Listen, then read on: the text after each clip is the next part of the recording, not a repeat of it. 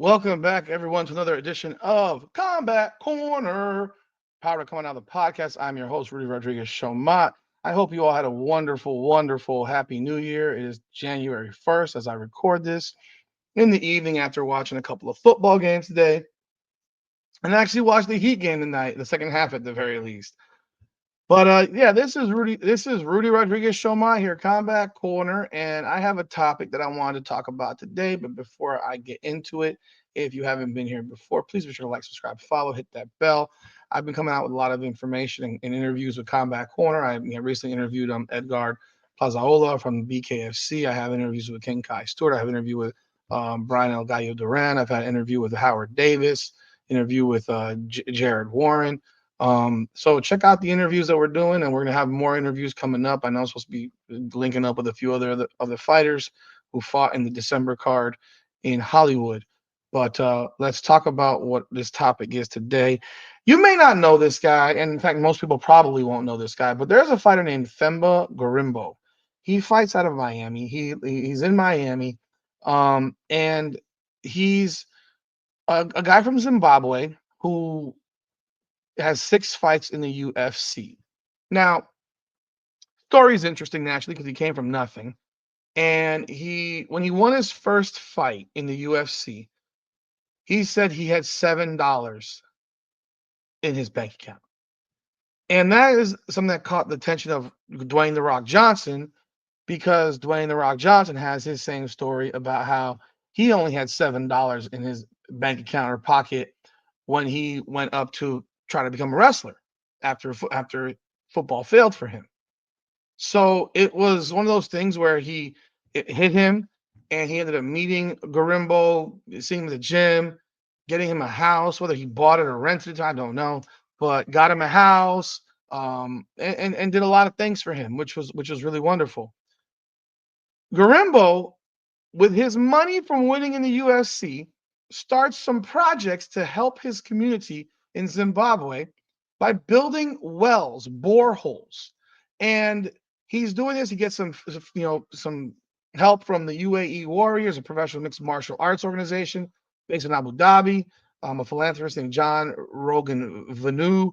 And then, also fellow UFC fighter Marlon Vera donated to the cause to build these boreholes. He also wants to build solar-powered library in his hometown so children can be able to study after hours. Like, this is what this guy is trying to do, right? This is what he's trying to do for his people. And it's the people that are the closest to you that want to see you fail more than anybody. And he has learned this the hard way because he recently had his latest fight. It did not go well for him. He is now 4-2 in the UFC. Lost his first fight. Then he ran off 4 straight wins, including a win over Nico Price in October. He fights Vicente Luque in December. He gets subbed out in 52 seconds. So obviously it wasn't the type of fight that he wanted to have happen, but he's 4-2 in the UFC. Anyone that knows the UFC knows that the UFC does not pay a lot of money to new guys. It is what it is. And these guys have to pay their coaches, pay their teams, pay all these things before they even get $1, right? Now, he has had help from The Rock. Now, I don't know what his financial situation is, but we know he's not a millionaire. We know he hasn't made $1 million in the UFC. And this guy took on 4 fights this year, which is a lot of fights. And if you go back to, he's had 6 fights in 2 years. So this guy's fighting as much as he possibly can. But recently, he was on the pivot. And this is what was said. And it's heartbreaking, in my opinion, because you have a guy who's trying so hard to do good for people, and the people that should be appreciating it more than anybody are the ones that are, yeah, they're the worst ones, bro. So take a look at this. Let me know I'm gonna play it for you. You're gonna hear what he has to say in the pivot. And this broke my heart. Like, this really broke my heart. Some of my cousins were celebrating my loss. They were all celebrating my loss. And he sent me a video of them in a place where we were 15 years ago, this small circle in Danun, where it's a slum. Like, when you call it, it's like a slum where I first arrived when I went in South Africa. I was living in this place called Danone, and these cousins of mine were celebrating my loss. And do you know how much that eats you? Yeah. Because all I try to do is better for everybody. And I might not directly help you, but like maybe I build a well for the community, and then one person gets angry that why did you build the well? It's closer to this guy's house, not that person's house. And then this guys start creating all these type of problems, and then people start feeling entitled. That like someone will message and say, "Can you give me 5,000?" Where will I get? People think that I'm in the UFC, I'm a millionaire. I'm not. Maybe one day I will be. Some of my That shit breaks my heart. That shit breaks my heart. It bothers me so much.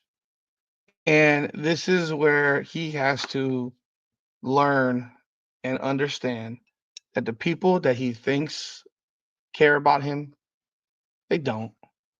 They only care about what he can do for them.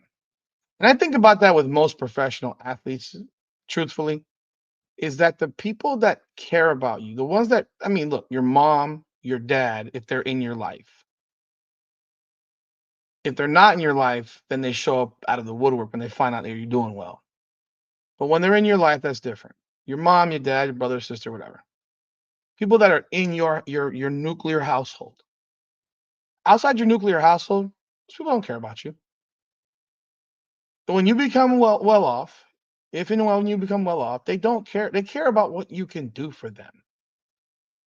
And in a professional sports setting, it's different because everyone sees the glitz, the glamour. They see John Jones. They see Alex Pereira. They see the Tom Aspinall. They see these guys. They see the Kamaru Usman. They see the Colby Covingtons, Jorge Masvidal, Conor McGregor, naturally. They see these guys, and they think that everyone that in the UFC is making bank, and they're not.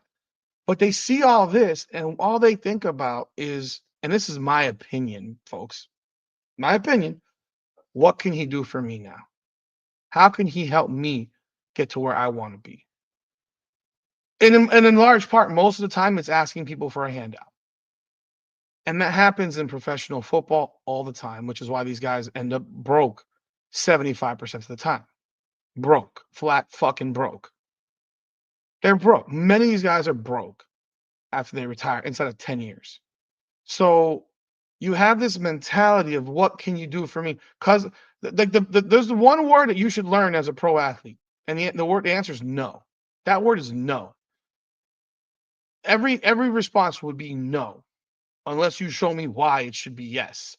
Because it's 5,000 for what?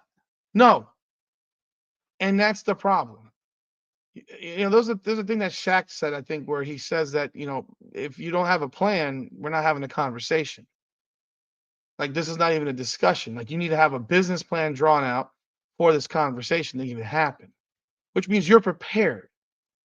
You're asking for an investment into something, and you better be prepared because I'm going to be getting my investment back. This is not a gift. This is a loan. This is a business loan. But they don't look at it that way. They look at it as you owe it to me. Why does this man owe them anything in Zimbabwe or South Africa or wherever the hell his families, these cousins live that are hating on him? It's the people closest to you that will fucking hate on you more than anybody else. The people who are closest will hate on you more than anybody else. And that's the sad part about this thing is this man was doing good for the people in his country, trying to help them, trying to do whatever he could with the little money he had. And his cousins are cheering against him because he didn't give them something, because they think that they're entitled to whatever he's got, even though they had nothing to do with why he is where he is today. It's sad, and I'm pained for this man because he's learned the hard way. And I know, and I'm sure it's not going to change what he's doing in Zimbabwe and trying to continue to help the people there. But he's learned a valuable lesson about family. Most family members don't really give a fuck about you. They do not. Especially they're cool with you when y'all all broke together. But if you become wealthy without them and you don't bring them along for the ride and you don't help them get to where they want to be, even though they ain't earn any of it, you're supposed to just give it to them. They'll be the first person to hate on you. And it's a goddamn shame. But hey, this is a story I wanted to talk about because I saw this and I just was like, I cannot believe this. This guy seems like such a freaking nice guy. And the way maybe I will be one day. But I'm doing everything I can to help people. And you're sitting here and you're cheering that I lost. I can't help you if I'm losing. Like that's what makes it even worse. Is his only way to get paid more is to win. If he loses, he'll end up out of the UFC and end up in PFL or in some other organization. But he won't be in the UFC. He can't afford to lose another 2 fights. If he loses 2 more fights in a row, he's out of the UFC. And these idiots in his family are cheering against him. It's a damn shame. God bless you, bro. But yeah, I hope you learn a lesson here from these people that, yeah, your family members ain't shit. Let me know your thoughts in the comments. If you haven't done so, please be sure to like, subscribe, follow, ring that bell. This is Combat Corner. Probably coming out the podcast. Come on now.